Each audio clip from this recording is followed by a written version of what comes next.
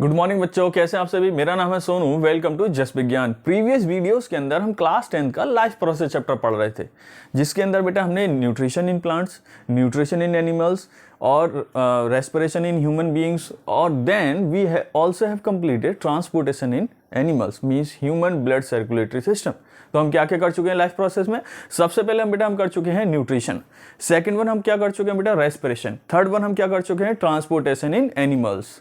आज आपकी वीडियोस में हम कवर करेंगे ट्रांसपोर्टेशन इन प्लांट्स के केस में ट्रांसपोर्टेशन कैसे होता है। एक बार दोबारा से क्विक रिवीजन करें और पहले हम जान लेते हैं कि again what the importance of transportation. Transportation का इंपॉर्टेंस क्या है, क्यों प्लांट्स के अंदर ट्रांसपोर्टेशन एक लाइफ प्रोसेस है। क्योंकि लाइफ प्रोसेस हमने जाना था स्टार्टिंग में ही। लाइफ प्रोसेस क्या होती है बेटा? Life process means any process which is required to continue life. कोई भी ऐसी प्रोसेस जिसके बिना लाइफ इस अर्थ पर कंटिन्यू नहीं रह सकती, means to continue our life, जिंदा रहने के लिए जो हमें प्रोसेस करनी ही पड़े, that process called life process, उसे ही हम जैव प्रक्रम कहते हैं। तो लाइफ प्रोसेस कौन कौन सी थी बेटा? सबसे पहले हमने पढ़ लिया था न्यूट्रिशन के बारे में कि खाना खाना और उसे यूटिलाइज करना। सेकंड लाइफ प्रोसेस हमने कौन सी पढ़ी थी बेटा? सेकंड लाइफ प्रोसेस हमने पढ़ी थी रेस्पिरेशन, कि रेस्पिरेशन क्यों जरूरी? क्योंकि खाए हुए फूड से हम एनर्जी बना रहे हैं। रेस्पिरेशन इसलिए जरूरी बिकॉज हमें डिफरेंट काम करने हैं दिन भर में। Plants we are doing lot of activities and for these all activities plants और animals all require the energy. कोई भी काम करने के लिए हमें एनर्जी की जरूरत है। और एनर्जी बेटा कैसे बनेगा? जो हमने न्यूट्रिशन के द्वारा जो भोजन लिया है उस फूड को यूटिलाइज करके बॉडी के अंदर एनर्जी बनेगी, and that process called respiration. उसे क्या कहते थे हम? रेस्पिरेशन। उसके बाद क्या पढ़ा था हमने? थर्ड लाइफ प्रोसेस पे आए थे, जैसे बोलते हैं ट्रांसपोर्टेशन। और transportation in animals means blood circulatory system in human beings. Humans के अंदर जो ट्रांसपोर्टेशन होता है उसे हम सर्कुलेशन कहते हैं।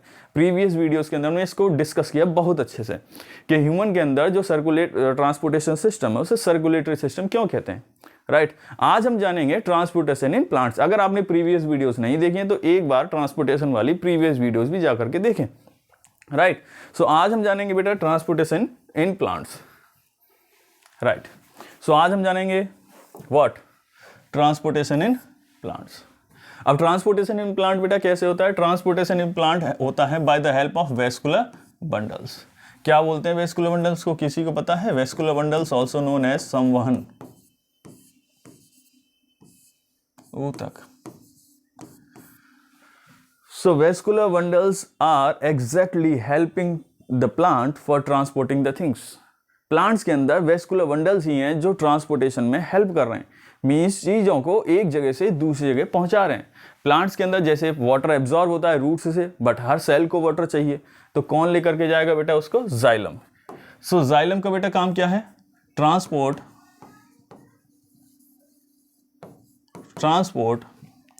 Water and minerals from roots to other parts। यहां तक क्लियर है सबको? सो जाइलम का काम क्या है? Transport water and minerals from roots to other part. देखो यहां कोई डाउट होना नहीं चाहिए कि ट्रांसपोर्टेशन कहां से कहां होगा। Transportation of water, definitely plant water जो है रूट से लेते हैं, और कहाँ से ले रहे हैं? रूट से ले रहे हैं। कहाँ तक लेके जाएंगे? सभी पार्ट तक, क्योंकि वाटर और मिनरल्स प्लांट्स के सभी पार्ट्स को चाहिए। Getting this point? Second part क्या है? Vascular bundle. जैसे हम समझ रहे थे कि वेस्कुलर बंडल्स के द्वारा ट्रांसपोर्टेशन होता है, ये वेस्कुलर बंडल के मेन दो पार्ट हैं। फर्स्ट पार्ट क्या है बेटा? जाइलम। सेकेंड पार्ट क्या है? Phloem. So vascular bundle mainly can be divided into two parts, xylem and phloem. एक और पार्ट भी होता है वेस्कुलर बंडल का, लेकिन वहां पर यहां पर उसका कोई काम नहीं है। एक और पार्ट क्या होता है बेटा वेस्कुलर बंडल का? तीसरा पार्ट भी होता है जिसे हम कहते हैं कैम्बियम। थर्ड पार्ट भी होता है वेस्कुलर बंडल का कैम्बियम, बट यहां उसका कोई भी रोल नहीं है। कैम्बियम का बेसिक काम क्या होता है? कैम्बियम का बेसिक काम होता है to increase the width of the plant. Plant की जो मोटाई है ना उसको बढ़ाना, इसका काम है कैम्बियम का। यहाँ कैम्बियम का ट्रांसपोर्टेशन से रिलेटेड कोई वर्क नहीं है, इसलिए मैंने यहाँ पर इसको यहाँ पर मेंशन नहीं किया है। फिर भी अगर आप चाहो तो इसको लिख सकते हैं। कैम्बियम का वर्क क्या होता है? Secondary growth.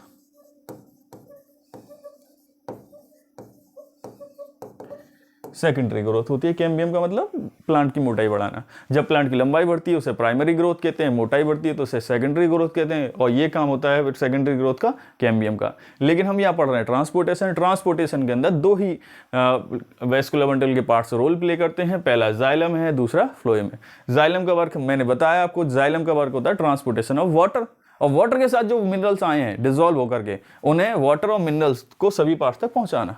सेकंड क्या है बेटा हमारे पास, फ्लोएम। फ्लोएम का क्या काम है, transport of food and other chemicals from leaves to other parts and, ये बहुत समझने वाली बात है। ज़्यादातर केस में हम लोग ये समझते हैं जो जाइलम है वो फूड का ट्रांसपोर्ट करता है लीव्स से अदर पार्ट्स की तरफ केवल, बट ऐसा नहीं है। फ्लोएम जो है, फ्लोएम का काम बेटा, इसका ये काम नहीं है केवल और केवल के फूड को लीव्स से लाकर अदर पार्ट्स तक देगा, नहीं, इसका काम ये भी है अगर जैसे पतझड़ आ जाता है किसी केस में, तो ये जो फूड है जो लीव्स के अंदर बना था सभी पार्ट्स के अंदर भेज करके स्टोर कर दिया जाता है। और पतझड़ आ गया, पत्तियों में फूड तो बनेगा नहीं, बट न्यूली फॉर्मिंग बड, जो नई जो कलियां बन रही हैं, नई जो शाखाएं बन रही हैं, उनको फूड चाहिए। तो ऐसे केस में जहां स्टोर हुआ है फूड वो दोबारा से लीव्स की तरफ जाएगा, राइट। सो यहां मैं राइट कर रहा हूं that transportation of food and other chemicals from leaves to other part और other parts to newly forming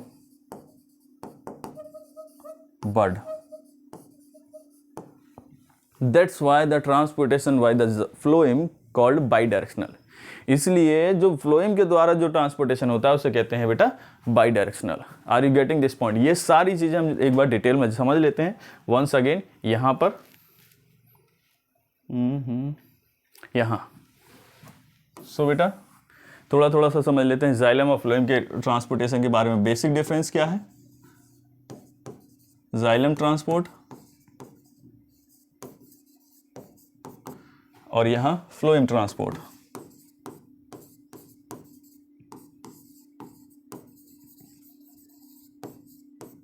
phloem transport. So xylem transport में क्या है बेटा? जाइलम किस चीज का ट्रांसपोर्टेशन करता है? Number 1 transport water and minerals. और ये क्या करता है बेटा? यहां पर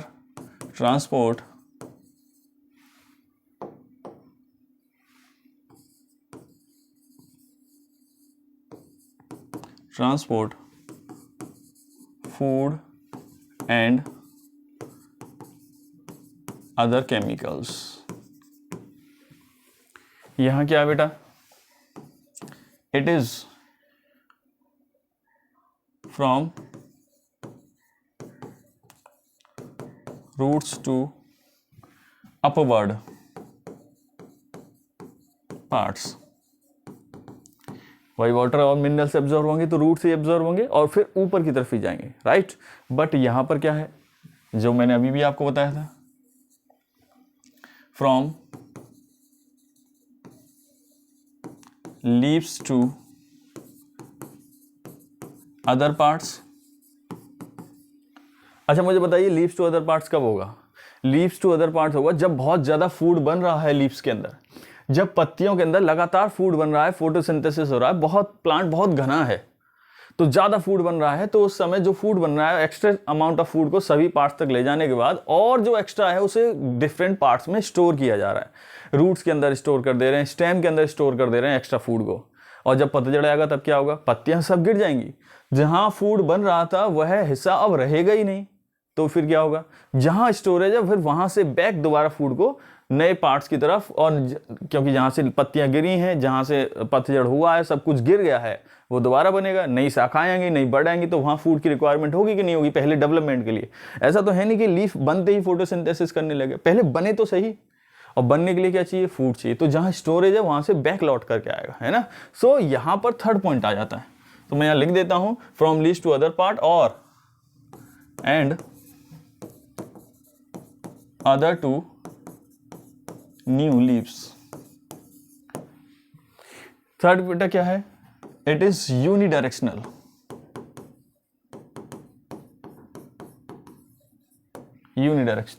यूनिडायरेक्शनल मीन्स रूट्स से केवल ऊपर की तरफ ही जाएगा फूड, गेटिंग दिस पॉइंट। और यहां क्या है बेटा, it is by directional.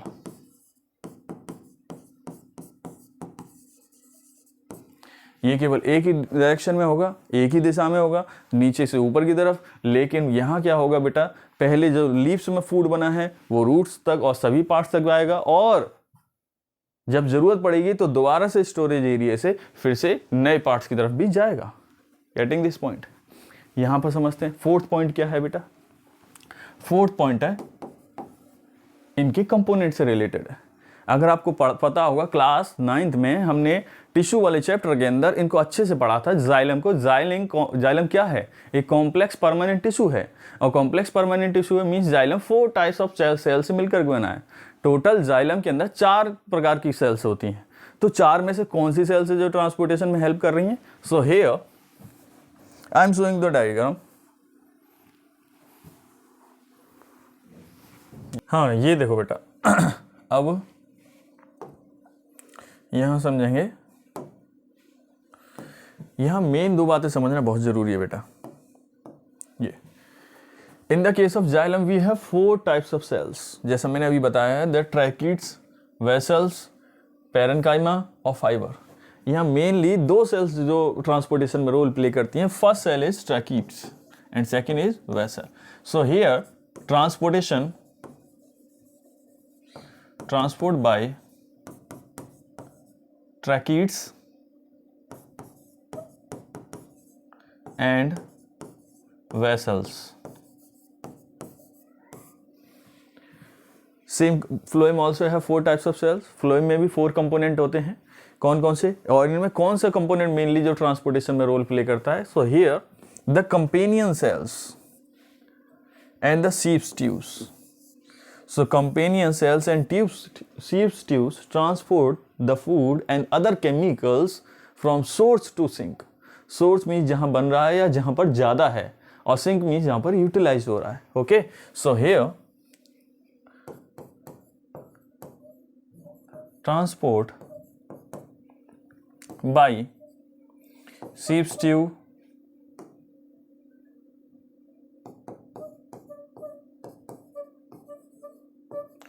and companion cell.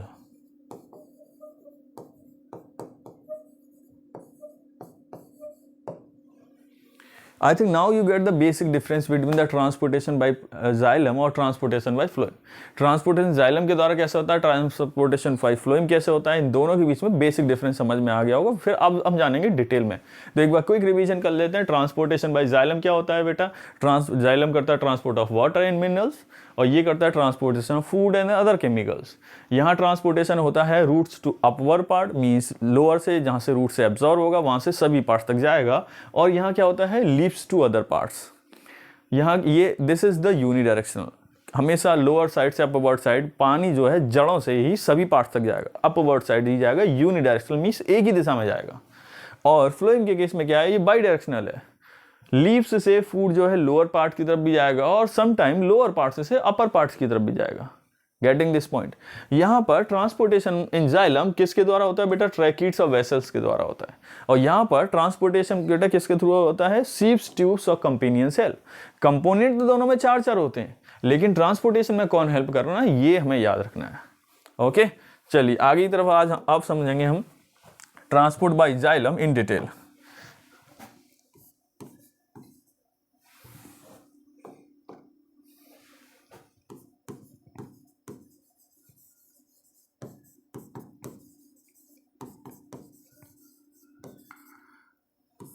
Transport bye xylem. Xylem क्या किसका ट्रांसपोर्ट होगा बेटा? वाटर। अरे ये क्या हो गया? हाँ, एंड मिनरल का होगा, वाटर एंड मिनरल का होगा। सो यहां पर समझेंगे अगर शॉर्ट डिस्टेंस है,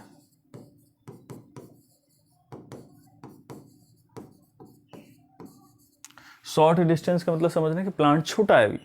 अगर छोटा प्लांट है तो ट्रांसपोर्टेशन बेटा कैसे होगा? By a process called diffusion.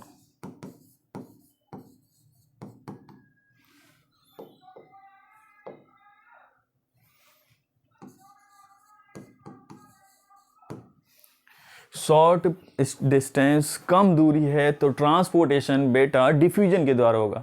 अब डिफ्यूजन क्या है ये समझना है। डिफ्यूजन सिंपली मीन्स क्या होता है? Transport of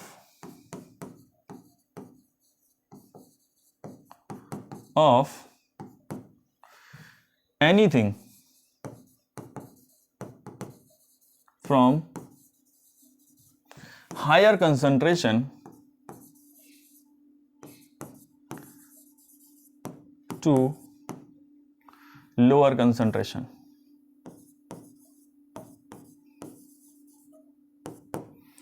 higher concentration to lower concentration, transport of anything from higher concentration to lower concentration, ये समझने वाली बात है।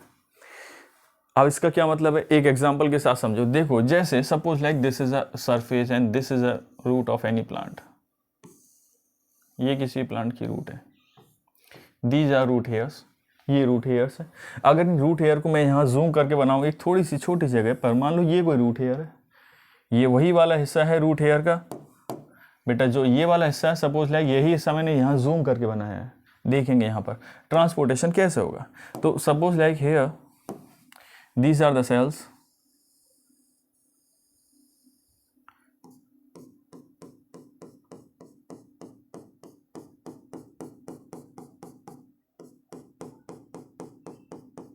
सपोज दिस, ये हमारी सेल्स हैं और ये है यहाँ पर वाटर, ये वाटर है चारों ओर।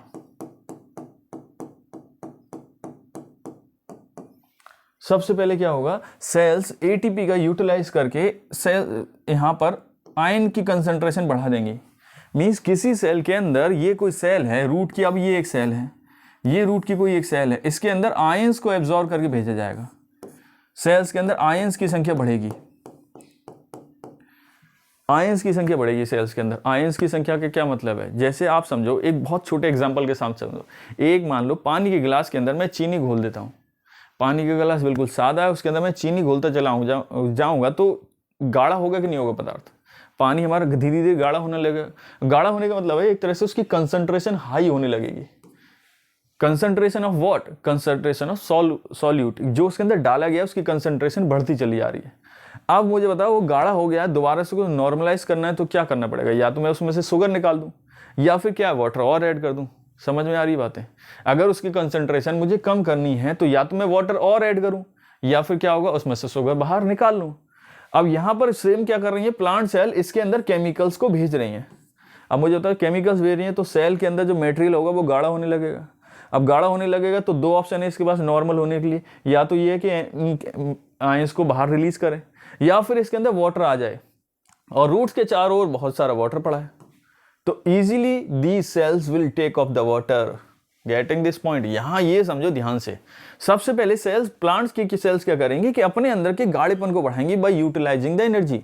ये कुछ अमाउंट ऑफ एटीपीज को यूज करेंगी, ये सेल्स कुछ अमाउंट ऑफ एटीपीज को यूज करके जो रूट सेल्स हैं उनके अंदर केमिकल्स को भेजा जाएगा, जिससे कि रूट सेल के अंदर जो कंसंट्रेशन है, जो सॉल्यूट है, जो मटेरियल है वो उसकी सेल्स के अंदर बढ़ जाएगा। और मटेरियल बढ़ जाएगा तो सेल के अंदर जो पदार्थ है वो गाढ़ा हो जाएगा। गाढ़ा हो जाएगा तो ये चाहेगा इसके अंदर जो पदार्थ है, जो भी लिक्विड भरा हुआ है, वो दोबारा से डाइल्यूट हो। और डाइल्यूट होने के लिए वाटर चाहिए, तो चारों ओर जो वाटर है, रूट्स के चारों ओर वाटर, इमीडिएटली उसका इंटेक चालू हो जाएगा। Getting this point? ये समझ में आ रहा है? तो जब ये गाढ़ा हो जाएगा तो फिर क्या होगा, बाहर से वाटर का इंटेक होगा आसानी से। This is called the diffusion, transportation of chemicals from higher concentration to lower concentration. Higher से lower की तरफ चीजें जा रही हैं। अब देखो यहां पर बताओ, बाहर अगर देखेंगे तो बाहर वाटर की कंसंट्रेशन ज्यादा होगी कि नहीं होगी? बाहर वाटर कंसंट्रेशन ज्यादा है। अब पहले अंदर ज्यादा थी, लेकिन अंदर हमने केमिकल भेजे हैं बार बार एटीपी का यूज करके, इससे केमिकल भेज के हमने इसके अंदर वाटर कंसंट्रेशन क्या कर दी बेटा? कम कर दिया। अब वाटर कंसंट्रेशन यहां कम हो गई है, लेकिन वाटर कंसंट्रेशन यहां पर बढ़ी हुई है, इजीली वाटर हमारा सेल तक जाएगा। अब क्या होगा? अब सुनिए, अब इस सेल के बराबर में एक और सेल है, देंगे ध्यान देना सभी, इस सेल के बराबर में एक और सेल है। जब यहां पर वाटर आएगा तो यहां वाटर कंसंट्रेशन ज्यादा होगी, तो फिर क्या होगा? वाटर यहां से इस दूसरी सेल की तरफ जंप करेगा। जब वाटर क्या होगा? यहां से दूसरी सेल की तरफ क्या करेगा बेटा? जंप करेगा।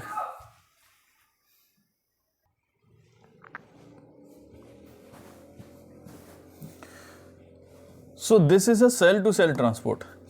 यहां से वाटर इस सेल में जाएगा, इसके बराबर दूसरी सेल होगी, फिर से दूसरी सेल में जाएगा। इस टाइप से सेल टू सेल वाटर क्या होगा? हमारा ट्रांसपोर्ट होगा।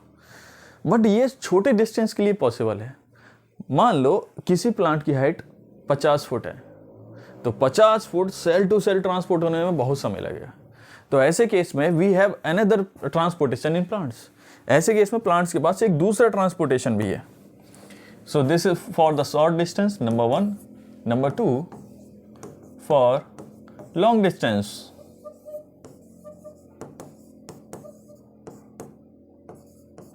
For long distance, plant have another transportation which is called transpiration.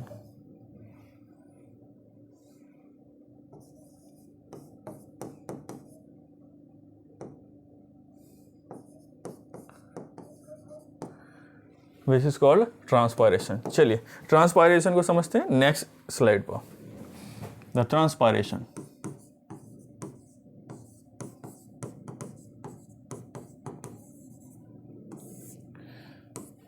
for long distance,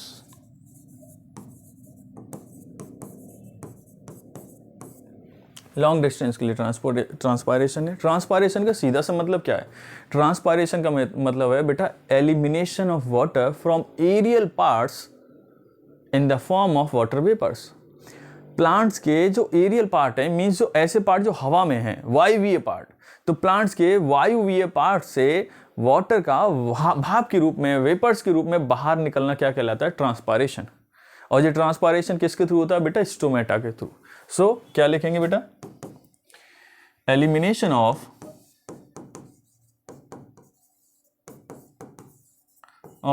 water H2O from aerial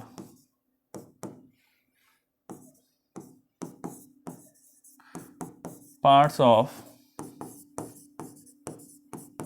plants by stomata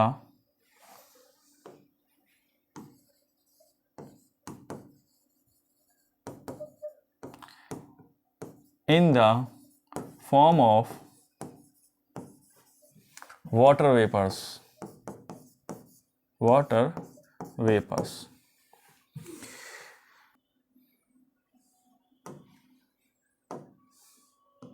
ये देखिए बच्चों, सो प्लांट्स के केस में ट्रांसपोर्टेशन अगर जाइलम के थ्रू हो रहा है, तो जाइलम में ट्रांसपोर्टेशन कौन कराता है बेटा? ट्रैकिड्स करा रही हैं और वेसल्स करा रही हैं। और ये ट्रैकिड्स और वेसल बेटा एक दूसरे के ऊपर इस टाइप से ऐसे रखी होती हैं।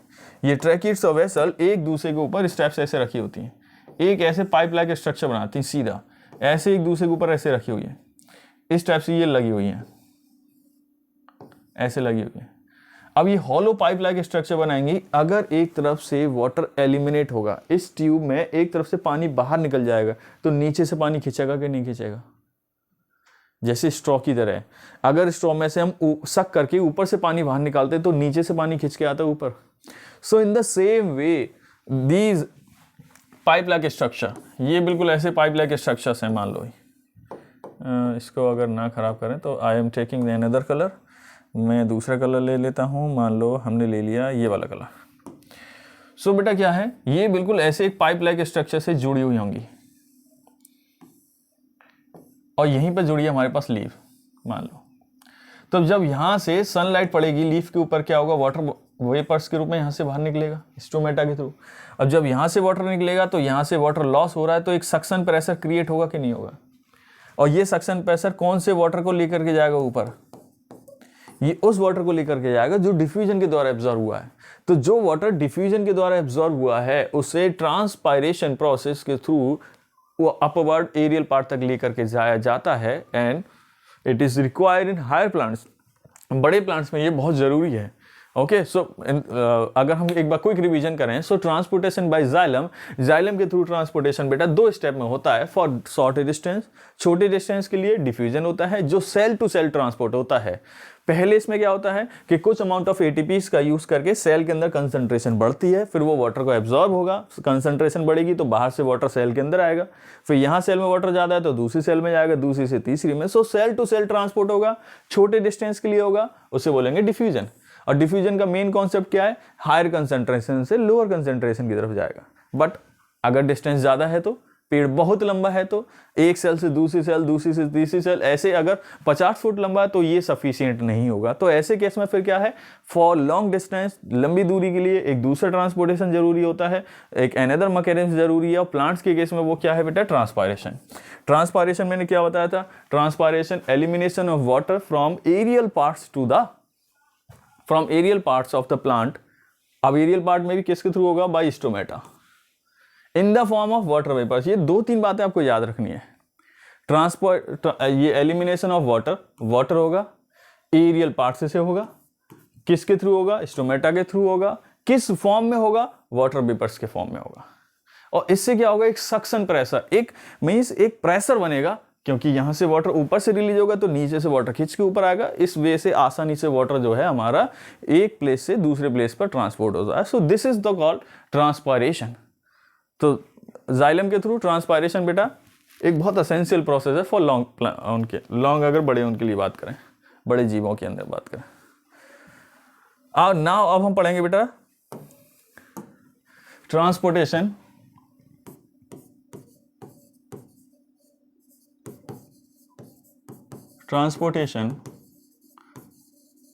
Bye phloem. Transportation bye phloem, किसका ट्रांसपोर्टेशन होता है, फ्लोएम के through, food and other chemicals.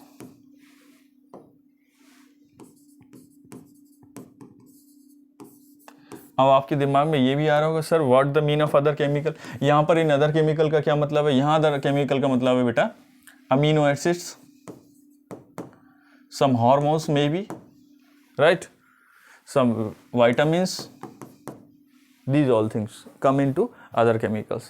So phloem जो है केवल वाटर फूड को ट्रांसपोर्ट नहीं कराएगा, अदर केमिकल्स में अमीनो एसिड को भी ट्रांसपोर्ट कराएगा, हार्मोन्स को भी ट्रांसपोर्ट कराएगा, विटामिन्स को भी ट्रांसपोर्ट कराएगा। और फ्लोएम के थ्रू जो ट्रांसपोर्टेशन है यहाँ, it is all known as translocation.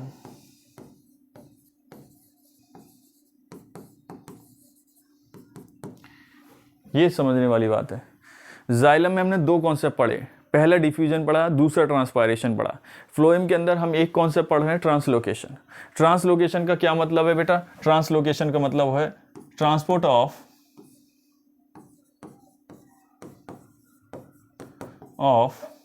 Food and other chemicals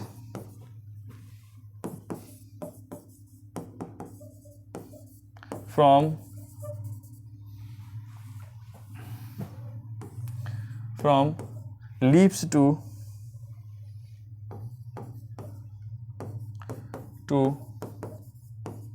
other parts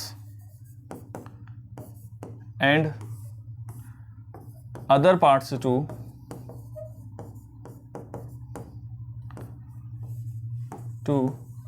leaves or